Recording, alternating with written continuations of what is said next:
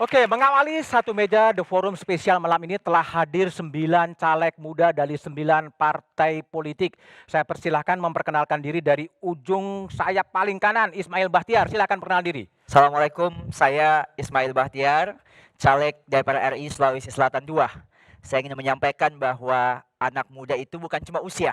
Anak muda itu adalah energi, ide, dan eksekusi. Olehnya, dalam kesempatan yang sangat mulia ini, melalui Kompas TV, insya Allah dari Jakarta untuk Sulawesi Selatan II, satu suara sejuta kebaikan, insya Allah. Satu suara sejuta kebaikan. Oke, selanjutnya Rafif Muhammad Rizkullah. Assalamualaikum warahmatullahi wabarakatuh. Perkenalkan sebelumnya nama saya Rafif Muhammad Rizkullah. Saya caleg DPR RI dari Partai Kebangkitan Bangsa Daerah Pemilihan Jakarta II, meliputi Jakarta Selatan, Jakarta Pusat, dan luar negeri. Pada kesempatan hari ini saya ingin sampaikan bahwa berbicara anak muda, berbicara jutaan anak muda lainnya yang belum memiliki kesempatan, belum memiliki kesetaraan, dan masih banyak kesenjangan di level anak muda itu sendiri. Hari ini kita berbicara 5 menit untuk 5 tahun kita, untuk Jakarta Selatan dan Jakarta Pusat yang lebih maju. Terima kasih. Oke, selanjutnya Cindy. Assalamualaikum warahmatullahi wabarakatuh. Halo teman-teman semua, nama saya Cindy Monica Salsabila Setiawan, caleg DPR RI dari Sumatera Barat II yang diusung oleh Partai Nasdem. Saat ini saya merupakan bendahara DPW Nasdem Sumatera Barat dan saya mengawali karir politik saya sebagai pengusaha dan aktivis sosial. Saya juga sudah turun sampai ke 600 titik di Sumatera Barat dan gagasan yang saya usung adalah pemerataan akses khususnya kesehatan dan infrastruktur untuk masyarakat sampai ke daerah pedalaman. Terima kasih. Oke, Seno. Selamat malam, Assalamualaikum warahmatullahi wabarakatuh. Nama saya Aryo Seno Bagaskoro, usia saya hari ini 22 tahun. Saya tidak bisa menawarkan banyak pengalaman panjang di dalam politik, tapi saya memilih untuk berproses di partai politik yang saya yakin punya kaderisasi dan basis ideologi yang baik, yang sesuai dengan angan-angan saya tentang masa depan bangsa, dan itu di PDI Perjuangan. Sejak 3 tahun yang lalu saya menjabat sebagai ketua saya partai di kota Surabaya. Oleh karena itu saya memilih berproses dari tingkatan terbawah.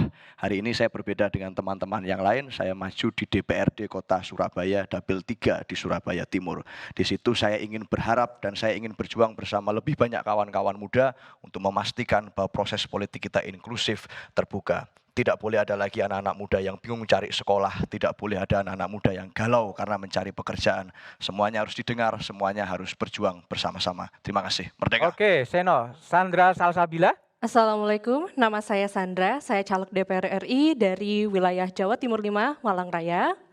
Usia saya sekarang 24 tahun dan background saya sebagai professional data consultant selama 6 tahun saya meniti karir dan sekarang saya berjuang untuk dapil saya agar anak muda mendapatkan kesempatan untuk pelatihan gratis dan juga mendapatkan akses yang cepat untuk mencari pekerjaan. Terima kasih. Mencari pekerjaan. Abraham. Assalamualaikum warahmatullahi wabarakatuh, salam sejahtera untuk kita semua. Perkenalkan, nama saya Abraham Srijaya, calon anggota DPR RI dari Partai Golkar, Dapil DKI Jakarta II yang meliputi Dapil Jakarta Pusat, Jakarta Selatan, dan luar negeri nomor urut 3. Sebagai calon anggota DPR RI, saya hadir untuk berbicara mengenai penegakan hukum yang berkeadilan. Seperti kita ketahui, penegakan hukum di Indonesia belum atau masih jauh dari kata sempurna. Saya sendiri sebagai seorang advokat dan kandidat doktor ilmu hukum, saya berkomitmen untuk memperjuangkan kebijakan hukum yang berkeadilan.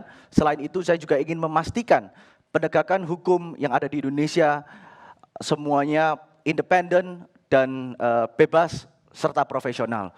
Mari kita jadikan negeri kita, Indonesia yang tercinta, di mana hukum dijunjung tinggi. Terima kasih. Oke, selanjutnya Ruby Kairani. Assalamualaikum warahmatullahi wabarakatuh. Nama saya Ruby Hairani Syifadia. Saya adalah caleg DPR RI dari Dapil Lampung 1.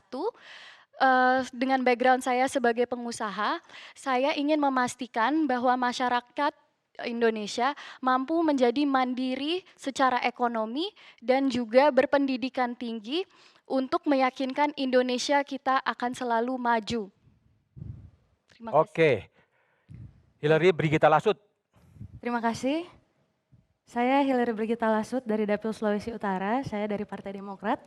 Saya punya tagline petugas rakyat yang muda, cerdas, dan berpengalaman melayani dengan kasih, kejujuran, dan ketulusan.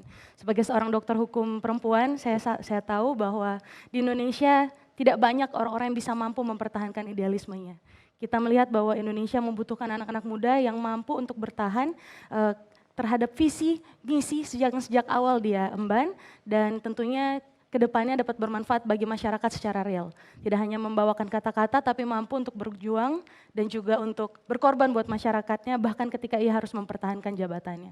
Saya ingin jadi wakil rakyat yang paling baper untuk masyarakatnya, menjadi dewan perwakilan netizen yang tentunya bisa dipercaya dan tentunya bisa terus dipegang sampai akhir masa jabatan saya. Terima kasih. Oke, Hillary. Kemudian Ayu Arianti.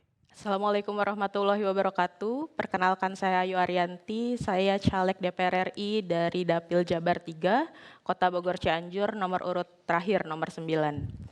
Seperti yang kita tahu, Indonesia merupakan negara hukum dan saya ingin sekali untuk ikut andil dalam membuat kebijakan berupa peraturan dan juga perundang-undangan yang ada di Indonesia melalui DPR RI. Dan dari sini juga saya ingin memotivasi anak-anak muda bahwa anak muda harus berani untuk terjun ke politik, harus berani untuk berpolitik, dan jangan mau untuk dipolitisasi. Terima kasih. Jangan mau untuk dipolitisasi. Itulah sebetulnya mimpi-mimpi visi dari anak-anak muda. Saya tidak sendiri, saya ditemani oleh panelis, Effendi Ghazali, Bung, malam, dan Mbak Ivi Batuta. Assalamualaikum. Waalaikumsalam. Warahmatullahi wabarakatuh. Dan ada juga mahasiswa dari 4 kampus Universitas Negeri Jakarta, kemudian dari UIN Syarif Hidayatullah Jakarta, lebih ramai mahasiswanya ya, Universitas Muhammadiyah Jakarta, dan Indonesia Esa Unggul. Oke, saya ingin tanya dulu kepada Abraham ya, saya tergelitik dari hukum yang nggak adil. Gimana akan memperjuangkan hukum yang adil? Bukan hukum yang tidak adil, hukum yang saya memperjuangkan hukum yang berkeadilan. Berkeadilan. Berkeadilan. Apa bedanya? Jadi begini, saya boleh bercerita mengenai pengalaman. Saya kebetulan seorang advokat. Saya juga mengadvokasi masyarakat Mes Tanah Abang yang ada di Cendrawasih. Mereka sudah tinggal di Cendrawasih, Tanah Abang selama 59 tahun. Oke. Diberikan izin oleh Presiden pertama kita, Soekarno.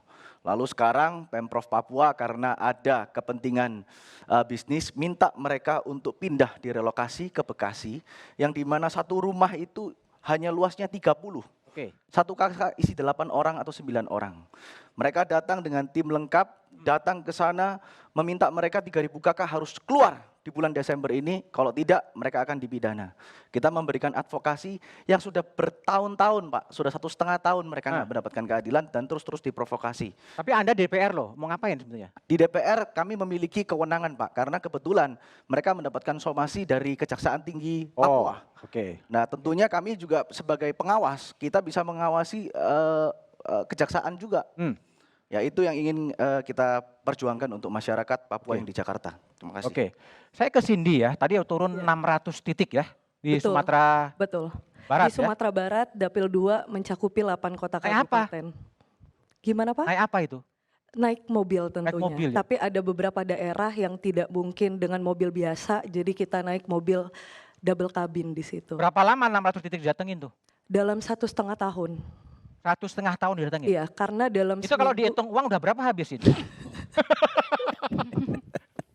Udah berapa habis kalau dihitung uang itu? Kayaknya nggak boleh sebut spesifik deh. Iyalah, kira-kira kan boleh di sini. Ya, bisa lebih dari itu. Lebih dari 2? Jadi modalnya sekitar 2 M-an ya untuk nyalek? Khusus untuk operasional dan makanan yang kita kasih kepada konstituen, iya kurang lebih. Oke, luar biasa.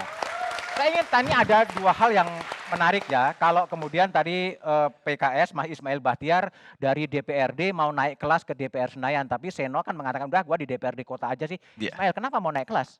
Pertama, saya ingin sampaikan ke Pak Budiman bahwa DPR ini kan kolektif kolegial, wewenangnya masing-masing berbeda. Saya masuk ke DPRD Sulawesi Selatan tahun 2019. Pengalaman saya cukup menarik. Tidak menggunakan baliho, tidak menggunakan spanduk, dan semua saya persiapkan. Tapi pakai Instagram? sosial media dan movement. Jadi Oh. kami hadir ke masyarakat jauh-jauh hari sebelum masa kampanye dan ternyata itu cukup efektif.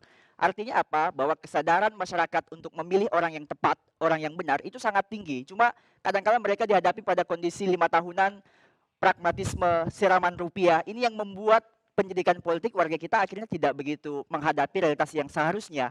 Sehingga kemudian saya menganggap bahwa ada banyak wewenang pada tingkatan kolektif kolegial di tingkat provinsi harus kami emban jauh lebih baik. Ketika 2019 status saya baru selesai sebagai mahasiswa bidik misi di Universitas Hasanuddin, saya melihat bahwa peluang ini bisa saya buka jauh lebih lebar dengan cara apa? Saya harus masuk ke dalam sistem. Dan inilah yang kemudian saya persiapkan. Yakin besar masuk dalam sistem bisa lebih baik? PKS menjamin dan menggaransi itu. Kenapa? Proses kaderisasi PKS disiapkan dengan cara yang sangat matang, tidak langsung dimasukkan karena tidak ada kesiapan apa-apa. Oke, baik. Kalau Seno, kenapa kok nggak loncat ke Senayan aja? Bolak-balik ke Jakarta, kok milih di DPRD Surabaya? Iya, memang karena saya pengen belajar dari proses yang paling dekat dengan masyarakat, Pak. Dan itu harus dilalui step by step. Buat saya pribadi, pilihan terbaik untuk melatih diri adalah ya di kota di mana saya tinggal, di Surabaya. Di situ saya bisa belajar, bertemu langsung, belajar mengawal legislasi, belajar memonitoring, mengkontrol, dan saya bisa bertemu dengan beragam masalah di sana yang saya rasa saya akan lebih bermanfaat jika saya mengikuti tahapan kaderisasi itu dengan baik, tidak hanya di kepartean tapi juga di dalam proses politik di kenegaraan.